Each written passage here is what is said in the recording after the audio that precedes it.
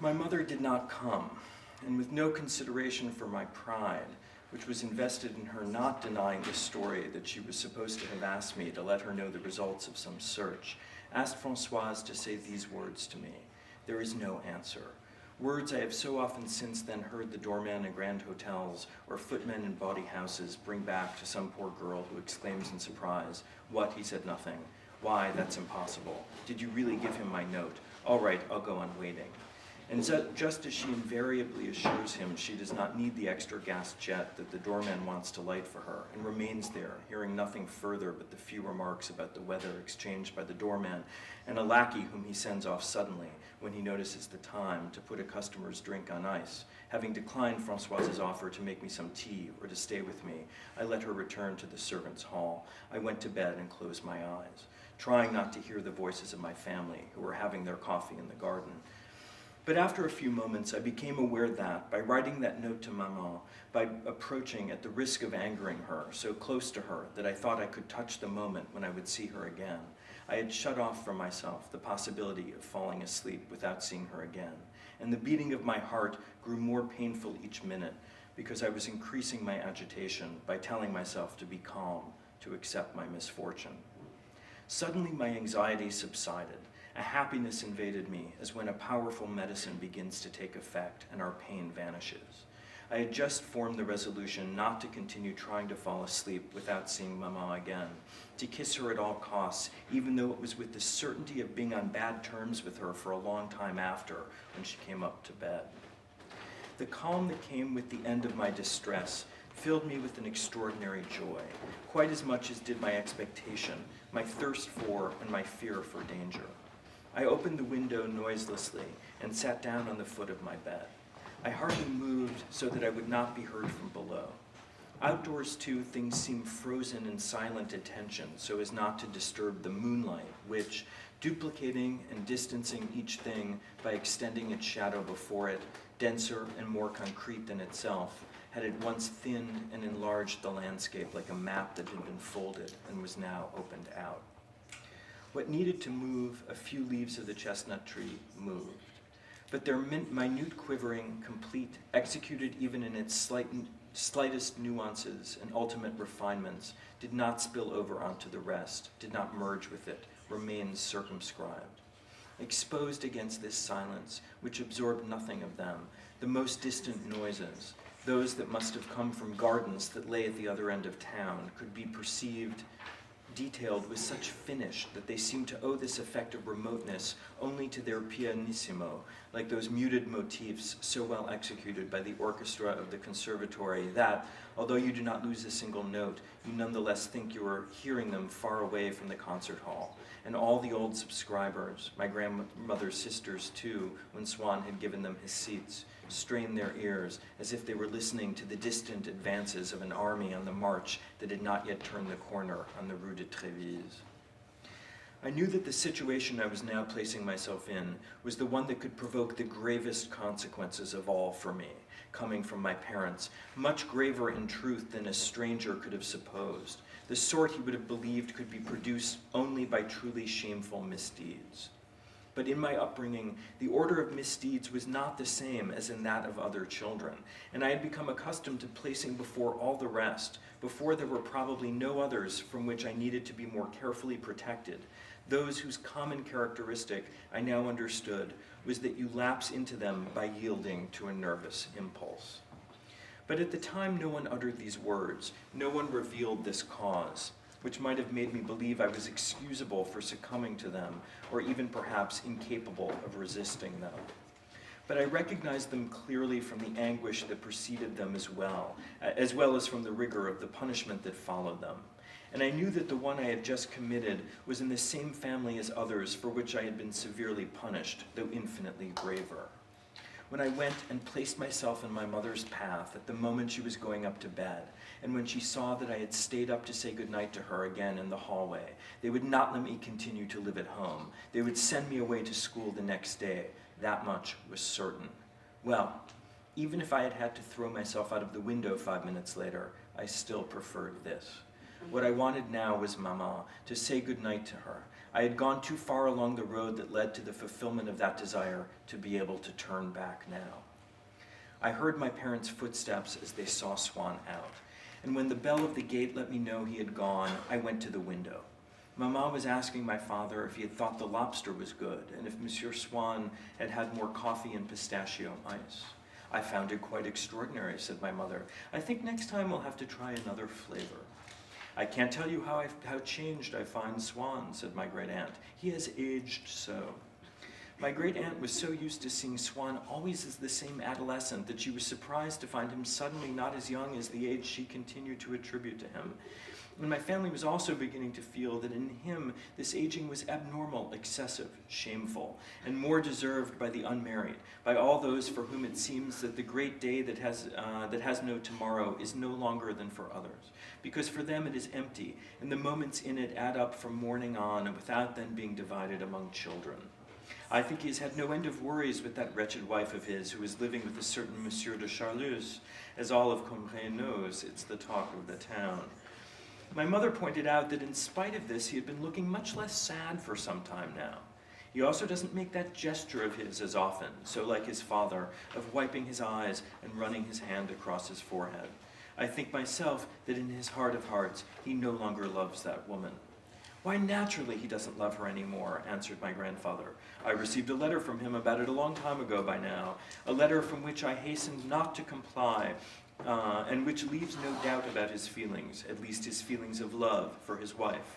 Well now, you see, you didn't thank him for the Asti, added my grandfather, turning to his two sisters-in-law. What? We didn't thank him? I think, just between you and me, that I put it quite delicately, answered my Aunt Flora. Yes, you managed it very well, quite admirable, said my Aunt Céline. But you were very good too. Yes, I was rather proud of my remark about kind neighbors. What? Is that what you call thanking him? Exclaimed my grandfather. I certainly heard that, but the devil take me if I thought it was directed at Swann. You can be sure he never noticed. But see here, Swann isn't stupid. I'm sure he appreciated it. After all, I couldn't tell him how many bottles there were and what the wine cost. My father and mother were left alone there and sat down for a moment. Then my father said, well, shall we go up to bed? If you like, my dear, even though I'm not the least bit sleepy, but it couldn't be that perfectly harmless coffee ice that's keeping me so wide awake. But I can see a light go on in the servants' hall, and since poor Françoise has waited up for me, I'll go and ask her to unhook my bodice while you're getting undressed. And my mother opened the lattice door and led from the vestibule to the staircase. Soon I heard her coming up the stairs to close her window. I went without a sound into the hallway. My heart was beating so hard I had trouble walking. But at least it was no longer pounding from anxiety, but from terror and joy. I saw the light cast in the stairwell by Mama's candle. Then I saw Mama herself. I threw myself forward. In the first second, she looked at me with astonishment, not understanding what could have happened. Then an expression of anger came over her face. She did not say a single word to me, and indeed for much less than this, they would go several days without speaking to me. If Mama had said one word to me, it would have been an admission that they could talk to me again. And in any case, it would have perhaps seemed to me even more terrible, as a sign that, given the gravity of the punishment that was going to be prepared for me, silence and estrangement would have been childish. A word would have been like the calm with which you answer a servant when you have just decided to dismiss him, the kiss you give a son you are sending off to enlist, whereas you would have refused if you were simply going to be annoyed with him for a few days. But she heard my father coming up from the dressing room where he had gone to undress, and to avoid the scene he would make over me, she said to me in a voice choked with anger, "Run, run, so at least your father won't see you waiting like this, as if you were out of your mind." But I repeated to her, "Come say good night to me," terrified as I saw the gleam from my father's candle already rising up the wall, but also using his approach as a means of blackmail, and hoping that Mama, to avoid my father's finding me there still if she continued to refuse, would say, "Go back to your room, I'll come." It was too late. My father was there in front of us. Involuntarily, though no one heard, I murmured these words, "I'm done for." It was not so. My father was constantly refusing me permission for things that had been authorized in the more generous covenants granted by my mother and grandmother, because he did not bother about principles, and for him there was no rule of law. For a completely contingent reason, or even for no reason at all, he would at the last minute deny me a certain walk that was so customary, so consecrated, that to deprive me of it was a violation. Or, as he had done once again this evening, long before the ritual hour, he would say to me, "Go up now, up to bed, no arguments." But also because he had no principles in my grandmother's sense. He was not, strictly speaking, intransigent. He looked for me for a moment with an expression of surprise and annoyance. Then, as soon as Mamma had explained to him with a few embarrassed words what had happened, he said to her, "Go along with him then.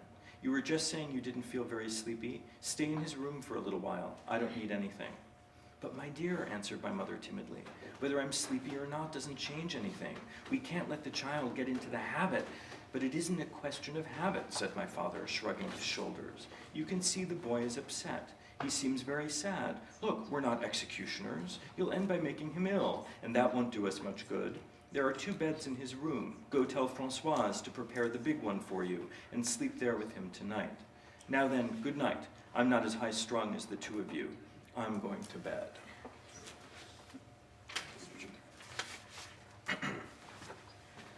On ne pouvait pas remercier mon père.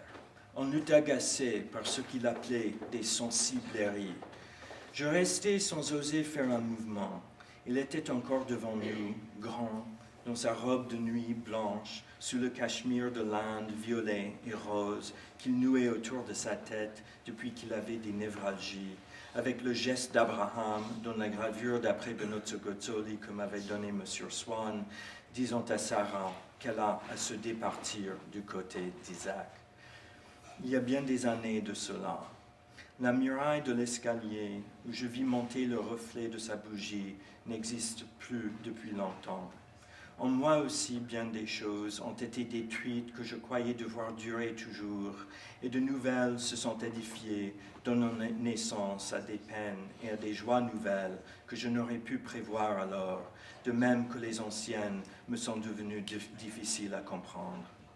Il y a bien longtemps aussi que mon père a cessé de pouvoir dire à maman « Va avec le petit ».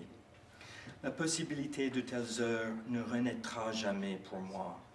Mais depuis peu de temps, je recommence à très bien percevoir, si je prête l'oreille, les sanglots que j'eusse la force de contenir devant mon père et qui n'éclatèrent que quand je me retrouvais seul avec maman.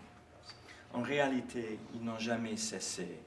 Et c'est seulement parce que la vie se tait maintenant davantage autour de moi que je les entends de nouveau, comme ces cloches de couvent que couvrent si bien les bruits de la ville pendant le jour qu'on les croirait arrêtés, mais qui se remettent à sonner dans le silence du soir. Maman passa cette nuit-là dans ma chambre. Au moment où je venais de commettre une faute telle que je m'attendais à être obligé de quitter la maison, mes parents m'accordaient plus que je n'eusse jamais obtenu d'eux comme récompense d'une belle action.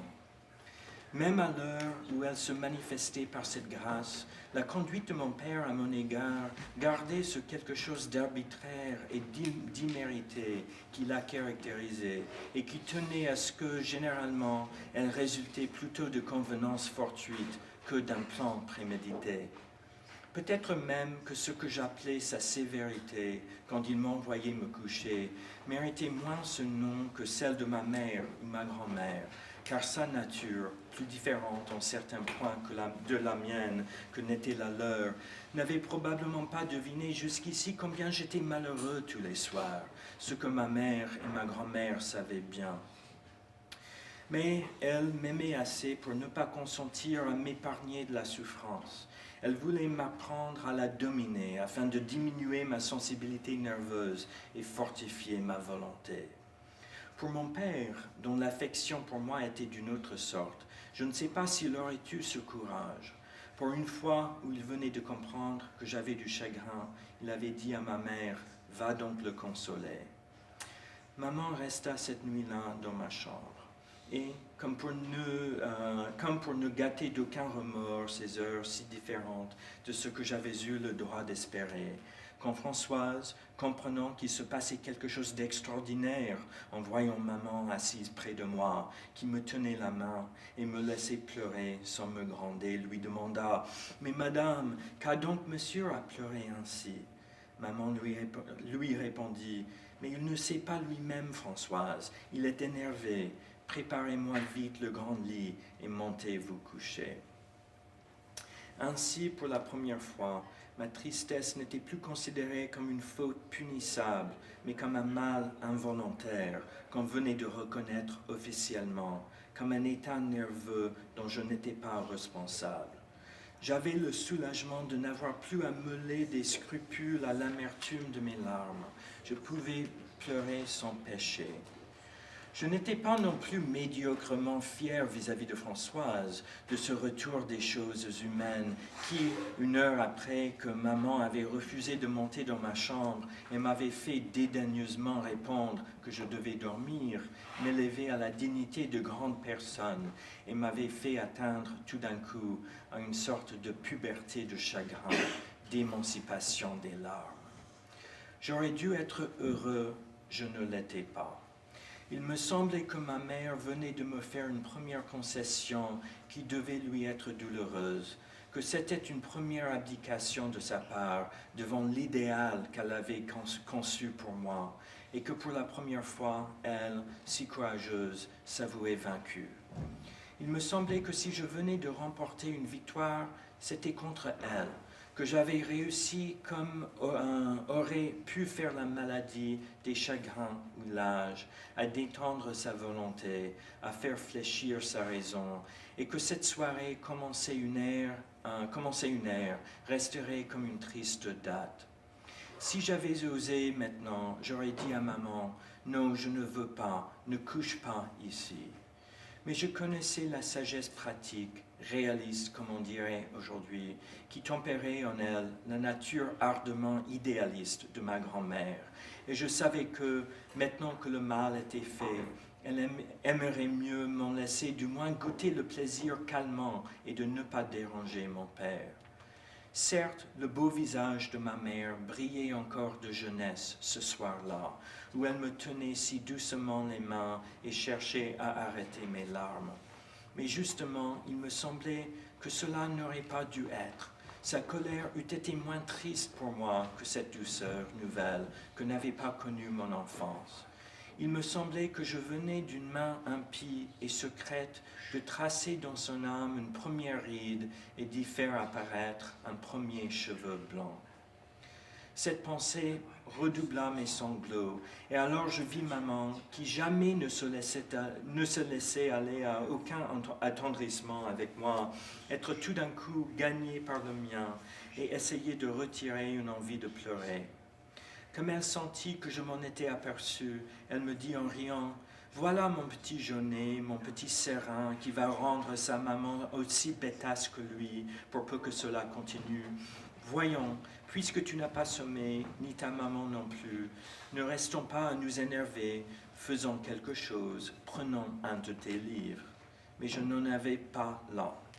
Est-ce que tu aurais moins de plaisir si je sortais déjà les livres que ta grand-mère doit te donner pour ta fête? Pense bien, tu ne seras pas déçu de ne rien avoir après-demain. J'étais au contraire enchanté, et maman alla chercher un paquet de livres dont je ne pus deviner, à travers le papier qui les enveloppait, que la taille courte et large, mais qui, sous ce premier aspect, pourtant sommaire et voilé, éclipsait déjà la boîte à couleurs de jour de l'an et les vers à soie de l'an dernier. C'était la mare au diable, François le Champy, la petite Fadette et les maîtres sonneurs.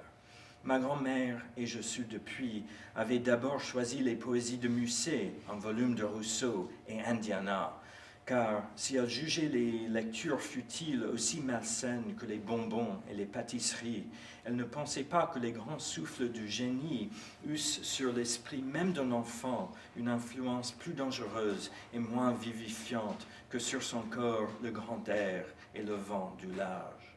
Mais mon père, l'ayant presque traitée de folle en apprenant les livres qu'elle voulait me donner, elle était retournée elle-même à Jouy-le-Vicomte, chez le libraire, pour que je ne risquasse pas de ne pas avoir mon cadeau.